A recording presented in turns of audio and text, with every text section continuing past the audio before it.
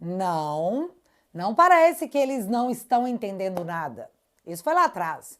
Agora os caras estão meio que pagando de maluco. E assim, como se a fila do CAPES já não fosse grande o suficiente. No vídeo de hoje eu faço questão de trazer o meu ponto de vista sobre as recentes declarações dos ministros, só para ver se alguém aí concorda comigo, já que aparentemente algumas pessoas estão fazendo de conta que não compreenderam a situação. Mas vão compreender, afinal as investigações da seção 301 começaram a aparecer e elas estão vindo para você. Vamos falar também da atipicidade. Sim, eu acho que eu vou usar essa palavra. A atipicidade sobre a nova decisão de Xande em cima dos aliados do presidente Bolsonaro, que ninguém entende o porquê continua preso. Não, se bem que eu acho que eu entendo muito bem. Para encerrar, também vamos falar de CPI do INSS e da cena abjeta, mas muito esclarecedora, promovida na comissão. E o mais legal é que, se nem eles fazem questão de esconder, eu faço questão absoluta de mostrar, porque ano que vem tem eleições. E essas imagens têm que correr por toda a internet, principalmente no Maranhão. Sem mais delongas, separa a pipoca, fica confortável. E deixa eu te atualizar.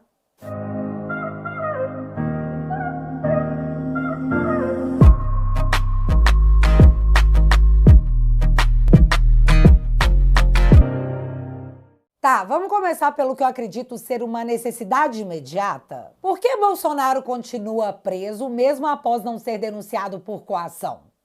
Entenda. E a manchete dá a entender que vai oferecer uma explicação do porquê o presidente continua preso mesmo sem ser denunciado, o que não acontece. Muito pelo contrário, a matéria traz a manifestação de um professor de direito penal que diz não existir uma justificativa para o presidente estar preso, já que a PGR não reuniu provas a fim de oferecer uma denúncia contra ele e que a manutenção da prisão do presidente é ilícita e um abuso de autoridade. A defesa do presidente Bolsonaro já protocolou por 2 vezes solicitando a soltura do presidente. E ambos os pedidos foram plenamente ignorados pelo relator, o ministro sancionado Alexandre. Então, a atual situação é a seguinte: uma prisão cautelar no inquérito ao qual o preso cautelarmente não foi denunciado. A manutenção da prisão legalmente não se justifica. E para não ter que soltar ou negar a soltura, que poderia resultar num crime de abuso de autoridade, o ministro Alexandre ignora tudo e faz de conta que não é com ele. Mas calma, ele está salvando a democracia e o Estado democrático de direito, dirá a mídia. Ou não dirá nada, tá? Ficará em silêncio para não jogar um holofote em cima dessa sandice absurda, que é a manutenção da prisão de uma pessoa que não foi denunciada. E não uma pessoa qualquer, o líder da oposição no Brasil, às vésperas de ano eleitoral. Até quando os garantistas ficarão em silêncio sobre essa situação? Vocês não têm vergonha não, fi? Soltem o presidente Bolsonaro imediatamente, porque no momento, com a manutenção ilegal de sua prisão, ele é um preso político. Preso político numa democracia. Mas tá, vou atualizar vocês agora do caso do Felipe Martins, porque cada vez que você para ler as alegações finais, aparece uma surpresa diferente. Olha o que a nossa gloriosa Polícia Federal fez. A PF usou o tal Travel History, que nós sabemos possui no próprio site o alerta de não use esse documento como prova de nada porque ele não tem valor legal nenhum. Mas quem liga? Com o Travel History mencionado no relatório da Polícia Federal, a prisão do Felipe foi mantida. Porque vocês lembram exatamente o que aconteceu, né? Quando o PGR se deu conta que o Felipe não tinha viajado, o PGR pediu a soltura do Felipe. Aí o Alexandre pediu muita calma nessa hora e falou para a Polícia Federal dizer o que ela achava. No que a PF respondeu usando o Travel History para sustentar o pedido da manutenção do Felipe, que não pode soltar ele. Olha, a gente não tem certeza se ele saiu do país. E o Alexandre acatou.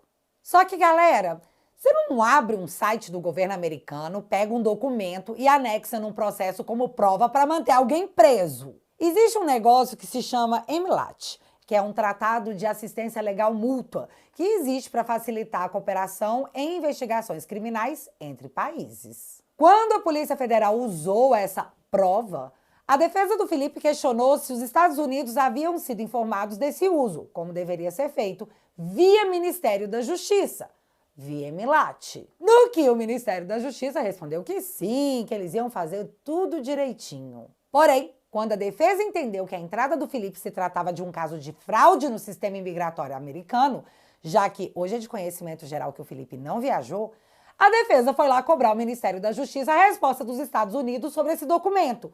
Mas o Alexandre deferiu o pedido da defesa. Segundo o Ministério da Justiça, eles teriam enviado esse EMILAT, mas não haviam recebido nenhuma resposta.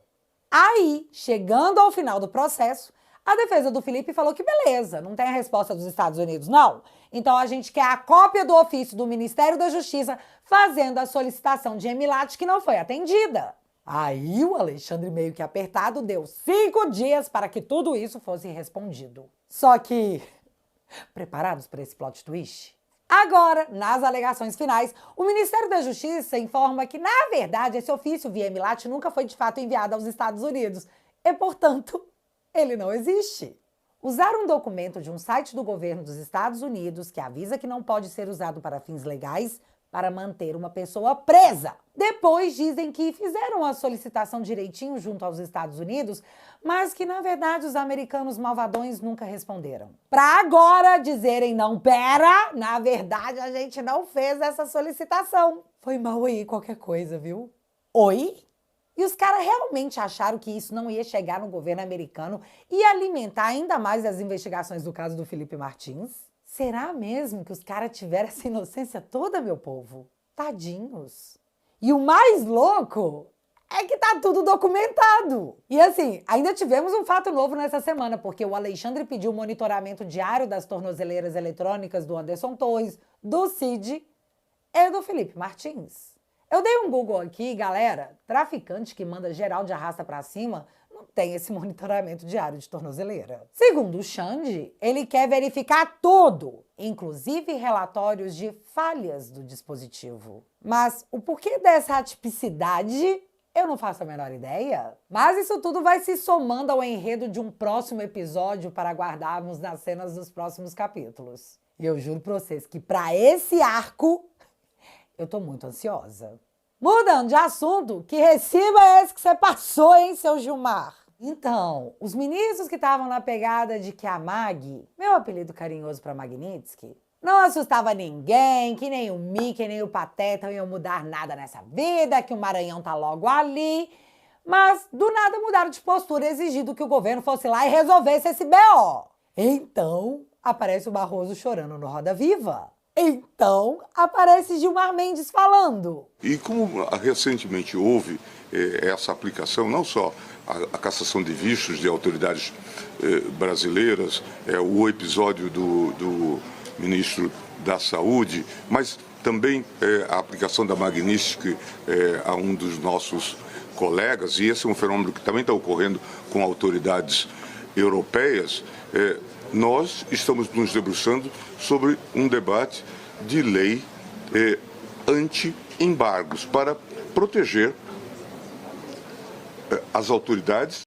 Aí você percebe que bateu o desespero real quando a esposa do Alexandre foi sancionada. Afinal, se o Gilmar for sancionado, a rigor, a esposa, Guiomar, que também é sócia no escritório de advocacia, deve ser também. Aí, meus amigos, ferrou. Gilmar, como todos sabem, é um cara de muitos negócios dentro e fora do Brasil. Então, se ele e sua família forem entregados numa MAG, deve ficar chato pra caramba. Então, pensando nisso, o cara teve a ideia de milhões. Tipo, vamos pensar numa lei que impeça sanções internacionais de atingir solo brasileiro? Assim, os bancos não poderão sancionar os ministros com a dona MAG. Estaremos salvos! Uma ideia de milhões, que seria muito boa se ela fizesse algum sentido. Como todo mundo, menos o Gilmar Mendes, sabe? A Magnitsky não atinge solo brasileiro, ela é uma lei que vale em território americano para empresas americanas. Que fique claro, uma empresa americana não pode ter nenhum tipo de vínculo com o internacionalmente sancionado. É quase um lepra mesmo. Mas não apenas empresas brasileiras, mas principalmente os bancos brasileiros, possuem negócios com bancos americanos, que são proibidos de terem contato com o Alexandre. Logo, se o banco brasileiro quiser manter relações com o banco americano e trabalhar em cima da moeda americana, que é o dólar, deve jogar o Alexandre do barco sob o risco de todos naufragarem. Afinal, os bancos brasileiros querem e precisam, para continuar existindo, realizar transações em dólar, moeda americana, que decretou a lepra do Alexandre. Não são os Estados Unidos que estão implorando para fazer transações em real com os bancos brasileiros. É bem o contrário. Então não precisa gastar o tempo do Congresso e o dinheiro do contribuinte para passar uma lei para proibir algo que já é proibido. Leis americanas valem em solo americano. E isso está bem claro. Mas o que está parecendo é que os ministros querem passar uma lei que obrigue os bancos brasileiros a ignorarem normas e leis americanas e continuarem atuando com empresas americanas ignorando completamente as leis de seus países. Bicho, esses ministros devem ter um anel de Sauron. Só pode. E a autoconfiança é tanta que o Gilmar ficou bem tranquilo para falar em nome dos bancos ao dizer que eles, os bancos, entendem que as sanções americanas não alcançam os bancos brasileiros. Tipo Magnitsky. O Brasil cagou pra vocês. Mas é aquele negócio de que quem fala demais dá bom dia a cavalo, certo? O seu Martin, advogado do Trump, pegou a matéria do Gilmarzão, Lorde de Brazuela, dizendo que os bancos não estavam cumprindo a Magnitsky e disse, abre aspas, ah, Gilmar Mendes, você é tão generoso com o conteúdo que cria. Fecha aspas. E isso se dá porque temos a manifestação de um ministro da Suprema Corte, onde um dos integrantes já foi sancionado por violações dos direitos humanos, dizendo que os bancos brasileiros fizeram um Dória para as sanções americanas. Então, o Martin, o advogado, pegou a declaração e levou para o andar de cima. No mesmo tempo, de forma inédita, um parlamentar americano oficiou o Tesouro americano a explicar melhor como as sanções ao Alexandre de Moraes deveriam funcionar. Nessa carta, o congressista questiona o risco para investidores americanos que operam com bancos brasileiros que seguem mantendo relacionamento com um sancionado pela Magnitsky. Eles querem saber se isso vai ser considerado uma violação das regras da OFAC. Então entenda, os bancos dizem que até agora não receberam nenhuma diretriz do que eles deveriam fazer com relação ao sancionado. Porém, após esse questionamento do congressista americano, eles vão ter uma resposta. Se o Tesouro americano responder que as empresas que mantêm relação com o sancionado podem sofrer as sanções secundárias, assim, de forma oficial, escrita num papel, eu vou querer saber até quando os bancos brasileiros vão ficar brincando de roleta russa bilionária, em forma de multa. Ou então os bancos podem preferir parar de operar em dólar e fechar as portas para não cederem à pressão dos imperialistas malvadões. Isso é uma opção. Mas eu acho que os banqueiros gostam mais do banco deles do que de um ministro da Suprema Corte. E agora é por esse momento que eu estou vivendo, esperando a resposta formal do Tesouro, que colocará no papel uma diretriz que os bancos brasileiros diziam não possuir. Isso tudo graças ao Gilmar Mendes, que quer fazer uma lei que na prática não tem valor nenhum. Que ideia boa, hein, ministro? Ó, parabéns pra você. Deu uma acelerada no processo. Os banqueiros devem estar mega felizes com as suas declarações. E nós também. Continue assim. Aliás, as coisas meio que começaram a desembolar lá nos Estados Unidos com relação a ações judiciais num todo. Isso porque, glória a Deus, o STJ enviou para a PGR a ação da Rumble e da Trust Social, empresa do Trump, contra o Alexandre de Moraes lá nos Estados Unidos. E ainda bem que o Laranjão avisou que tinha rolado uma química, né? Já pensou o que aconteceria se não tivesse rolado? Enfim, eu não sei se vocês lembram, mas a ação é porque o Alexandre determinou a remoção de conteúdos criados nos Estados Unidos divulgados por empresas americanas. O que gerou, no entendimento do advogado, uma ação extraterritorial de censura. Na ação contra o Alexandre, é dito inclusive que ele está violando procedimentos legais como o EMILAT e que o Xande está tentando fabricar uma jurisdição forçando a Rumble a nomear um advogado no Brasil, dentre várias outras coisas. O negócio é que esse processo estava parado porque o Alexandre não conseguia ser intimado. Mas agora, enfim, depois do ministro do STJ, Benedito Gonçalves, aquele do missão dada é missão cumprida, ter perdido o visto americano, enfim, a ação foi enviada para a PGR. Um milagre. E não vai ter como a PGR dizer que não consegue notificar o Alexandre, sendo que semana passada o Gonê estava na foto oficial da corte. Né? O que vai acontecer depois de tudo isso, eu não sei. O que eu sei é que mais uma coisa andou nos Estados Unidos. As investigações da Seção 301. Olha só o que rolou. O diretor do Departamento de Justiça escreveu para o ex-procurador dos Estados Unidos, que atuou no caso da Lava Jato e da Odebrecht por lá, pedindo explicações sobre como foi conduzido o acordo da Odebrecht em 2016, já que ele alega que rolaram umas decisões meio estranhas. Os casos não foram detalhados, ocultando vítimas específicas dos registros dos Estados Unidos. E o que o atual diretor está sugerindo nas entrelinhas é que a impressão que ficou é que aquele acordo promovido nos Estados Unidos foi meio que ajeitado de forma a proteger figuras políticas em vez de proteger os interesses dos cidadãos americanos. E mais, esse ajeitado não parece ser um detalhe técnico. Na verdade, isso pode significar que rolou um abuso de autoridade ou um direcionamento político na época do governo Obama. Aí você não imagina o quão curiosa estou eu para saber a reação dessa galera quando descobrirem que o ministro da Suprema Corte, Dias Toffoli, citado em delação da Odebrecht, anulou as provas do processo, inclusive as obtidas via cooperação internacional. E que essa anulação livrou a cara de todo mundo. Só que tem um detalhe. Nos Estados Unidos, o Departamento de Justiça não é obrigado a seguir as decisões do STF. Lá, as provas continuam válidas e, a depender do andar das investigações que estão acontecendo, em meio à atenção que os ministros da Suprema Corte chamaram para si, as anulações promovidas pelo Toffoli podem se voltar contra ele. Mas agora, num processo nos Estados Unidos, que sanciona violadores dos direitos humanos e corruptos, se assim eles julgarem que aconteceu. E, meu filho, quem é coaf na fila do pão perante a devassa financeira que a inteligência dos Estados Unidos consegue promover? Pouco se fala da Seção 301, mas o resultado dela pode ressuscitar muitos defuntos num momento que muita gente estava jurando que fantasmas não existem. E para encerrar, eu falei no último vídeo que se vocês quisessem eu ia detalhar o que está rolando na CPMI do INSS e vocês disseram que sim, queremos os rostos das fraudes dos aposentados, queremos os nomes e suas conexões. E eu tô preparando tudo, viu, galera? Portanto, garante que você tá inscrito para você não perder esse vídeo que tá bem didático. Raiva, eu prometo que você vai passar. Mas essa semana a galera meio que perdeu o pudor. Um ex-sócio do careca do INSS, que já revelou muita coisa para a Polícia Federal, disse estar sofrendo ameaça de morte por conta das coisas que ele sabe. Logo, a comissão colocou requerimento para convocá-lo a prestar depoimento sobre os fatos, porque, além de trazer mais conteúdo para a investigação, seria um meio de proteção para o cara. Aí, a base do Lula na comissão simplesmente votou para que não. Para que o cara que sabe das coisas, que quer falar e está ameaçado de morte, não fale na comissão.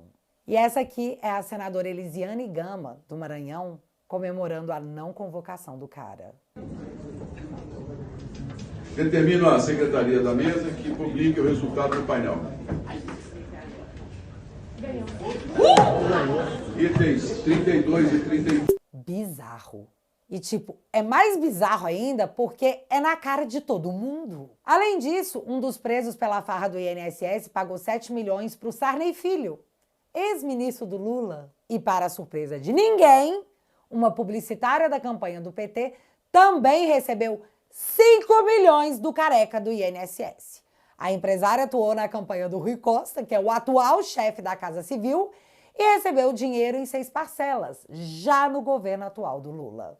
E o panorama geral é que a base do Lula está lá na CPMI para atrapalhar o andamento das investigações. E isso tudo foi o que aconteceu nessa semana. Espera para você ver o vídeo completo. Mas agora é sério, para encerrar de vez o vídeo, sabe o Alexandre Frota? Então, ele veio provar que o ditado de que o mundo não gira, ele capota, é 100% real. Isso porque o seu Fruta teve seu mandato de vereador em Cotia cassado após o trânsito em julgado da sua treta com Jean Willis. Pá! E é isso. Muitas coisas prometidas para os próximos dias. Mas o que resta é só aguardar. Haja unha. E vale lembrar que dia 7 às 16 horas tem a caminhada pela anistia saindo da Catedral lá em Brasília. Porque não é justo uma redução de penas para pessoas que não cometeram crime algum. Grava aí na sua agenda. É importante. E aproveitando que você ficou até aqui... Para a gente construir um Brasil com liberdade para as nossas próximas gerações, Precisamos trazer mais gente pro nosso lado da trincheira. É por isso que eu quero te convidar para entrar para minha família. Com seu apoio, a nossa mensagem vai alcançar cada vez mais pessoas. Enquanto a grande mídia atua como uma rede estatal da comunicação do governo, os vídeos do Te Atualizei são assistidos por cerca de 700 mil pessoas todas as semanas. O nosso trabalho de formiguinha está competindo com unhas e dentes contra as invencionices oficiais que são divulgadas pelos jornalistas. Por isso, a gente entende o desespero da turminha das trevas em regulamentar o que a gente pode ou não dizer na internet. Nós estamos construindo uma força cultural capaz de desafiar a censura que foi colocada no Brasil. Se você quiser ser o meu sócio, meu parceiro nessa jornada que apenas começou, eu te convido a entrar para minha família. Na família Te Atualizei, você vai receber acesso a todos os meus documentários e vídeos exclusivos que nunca foram postados em outro lugar. Toque no link que está fixado no primeiro comentário e entre para a melhor família da internet. Juntos, a gente consegue. Beijo!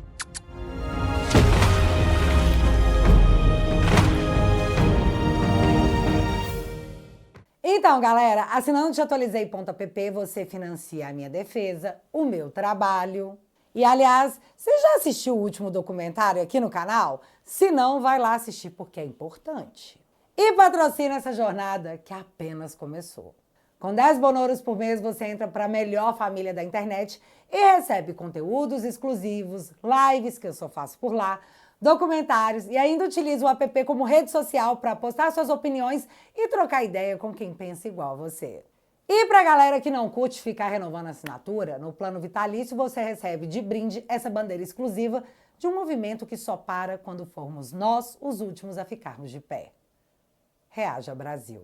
Portanto, se você quiser e puder, o link vai estar fixado aqui no primeiro comentário e desde já, muito obrigada. Mas agora eu quero saber de vocês.